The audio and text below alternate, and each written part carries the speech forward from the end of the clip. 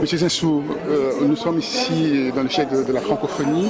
Alors, la francophonie, avec le fonds d'investissement que vous avez, est-ce que ça peut apporter encore quelque chose aujourd'hui en Afrique avec la concurrence des anglo-saxons? Si vous voulez, le lien par la langue, le lien par la culture et le lien par le droit, c'est un lien extrêmement fort. Donc la francophonie, ça apporte quelque chose. Comme l'a dit Madame Michaël Jean en ouvrant la conférence, c'est une question que ne se posent absolument pas les anglophones. Les anglophones, ils font des affaires entre anglophones d'une façon incroyablement dynamique et surpondérée. Si vous voulez, un Américain, un Anglais, même un habitant du Golfe Persique, il considérera toujours que l'Afrique anglophone est extrêmement proche de lui et il fera toujours plus facilement des affaires au Kenya, au Nigeria, au Ghana, en Afrique du Sud qu'avec n'importe quel pays francophone d'Afrique. Donc chez les anglophones, il n'y a absolument aucun doute sur le fait que la langue, le droit et la culture, c'est des facteurs de production essentiels. Les francophones ont toujours un petit doute. Est-ce que c'est si important que ça, le lien culturel? C'est fondamental. On fait infiniment plus facilement des affaires avec des gens qu'on comprend au sens littéral.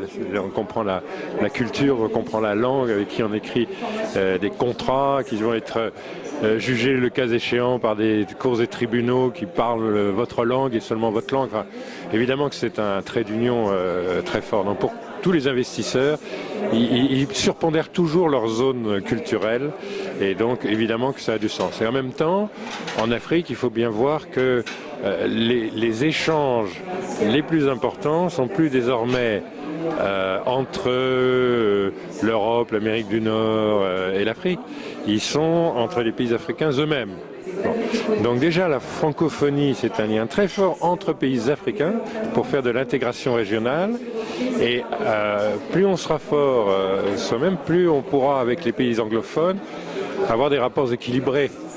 Parce qu'il ne s'agit pas non plus de construire la francophonie contre l'anglophonie. Ça n'a aucun sens. Où est-ce qu'on verrait? Est-ce qu'on trouverait normal que l'Angola dise moi je ne parle qu'avec le Brésil et le Portugal et le Mozambique et je suis contre tout le reste et je ne travaille pas avec mes voisins de la République démocratique du Congo, alors qu'à l'évidence c'est une chance énorme pour le développement de l'Angola. Évidemment qu'on ne construit pas, si vous voulez, la francophonie contre l'anglophonie ou contre la lusophonie. Alors, il faut faire ça en coalition. Alors, vous avez travaillé brillamment sur le rapport qui est sorti de 501 pages, le rapport Zinsou, rapport Bockel. Ah non, Bockel, c'est un rapport du Sénat, c'est un rapport avec Védrine, oui. Tidiane Thiam, oui, voilà, tout à fait. El Karoui. Alors, dites-moi, au niveau de l'obtention de visa, ça pose toujours un problème. Il y a beaucoup de gens qui vont au Canada, et quand ils viennent avec une logique... Non, il ne faut pas exagérer. D'abord, depuis ce rapport qui était remis en décembre 2013, la production de visas par les services consulaires français a pratiquement doublé. Donc je suis d'accord qu'il y aura toujours un problème de demande de visa qui excède l'offre de visa. Vous avez des problèmes migratoires que vous connaissez, ils sont considérables. Bon. Mais si vous prenez les contingents d'étudiants, la France est le pays qui, en proportion de sa population étudiante, accueille le plus d'étudiants étrangers au monde. Et c'est évidemment, de la tête et des épaules, le pays qui accueille le plus d'étudiants africains. Donc il faudra rétablissons les choses.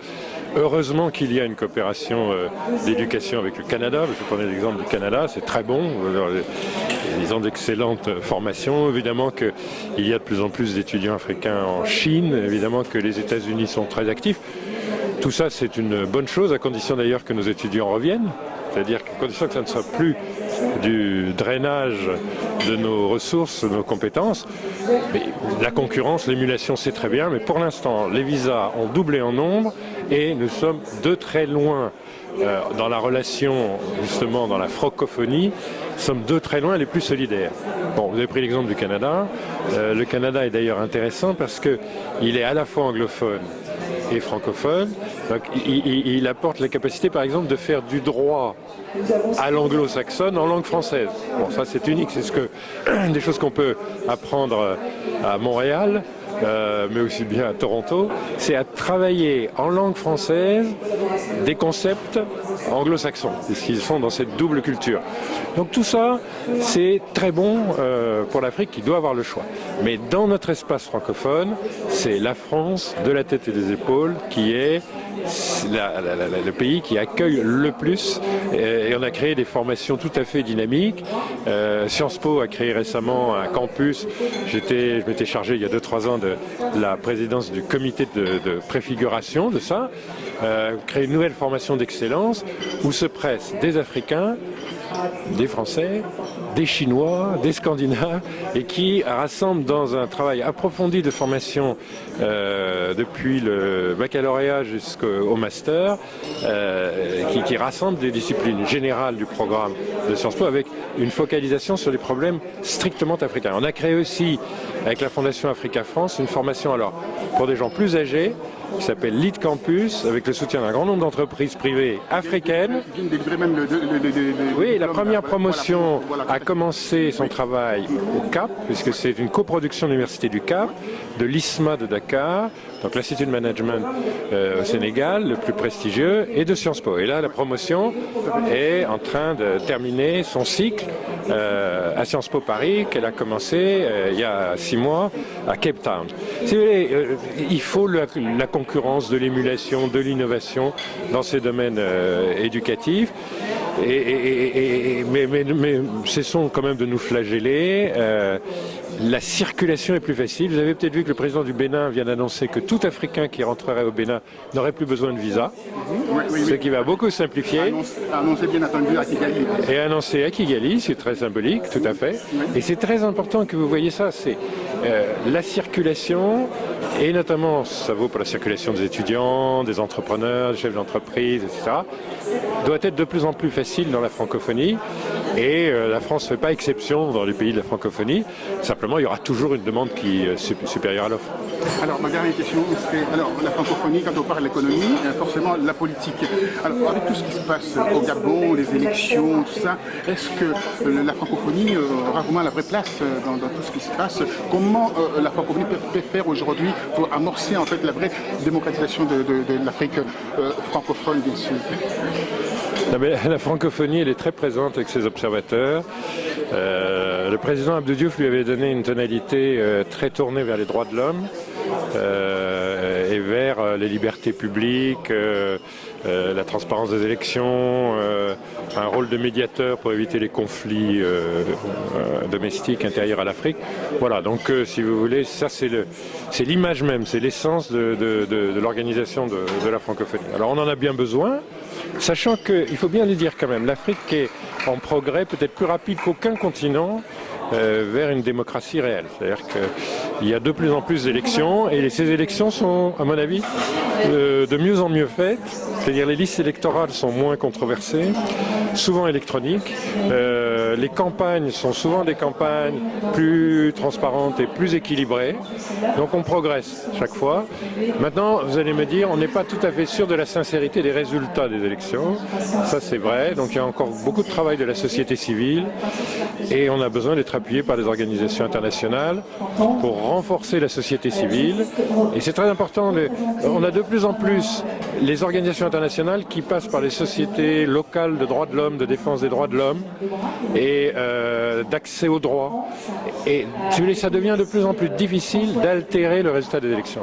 Mais c'est une construction dans le temps. Si vous voulez, ça sera mieux dans 5 ans et dans 10 ans qu'aujourd'hui. Mais si vous voulez, on a désormais des élections, un contrôle et des alternances. Alors, le Bénin est un cas particulier parce que depuis 26 ans de renouveau démocratique, on a eu des alternances. On a eu des sortants, pays exemplaires.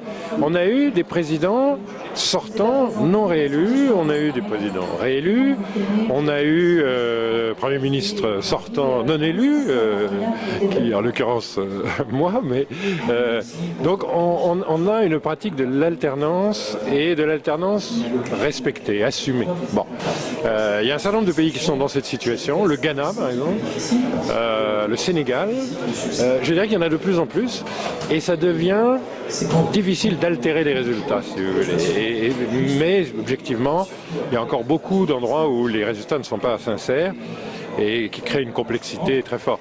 Non pas d'ailleurs que la fraude soit le monopole du pouvoir, c'est parfois un monopole tout à fait partagé, donc c'est un duopole entre l'opposition à celui qui altérera le plus les résultats d'élection. Donc c'est ça à quoi il faut mettre un terme, mais c'est les citoyens eux-mêmes qui sont en train d'y mettre un terme. Merci infiniment, Monsieur le Premier ministre. Merci. C'est moi qui vous remercie. Nos expériences et gérer avec modestie.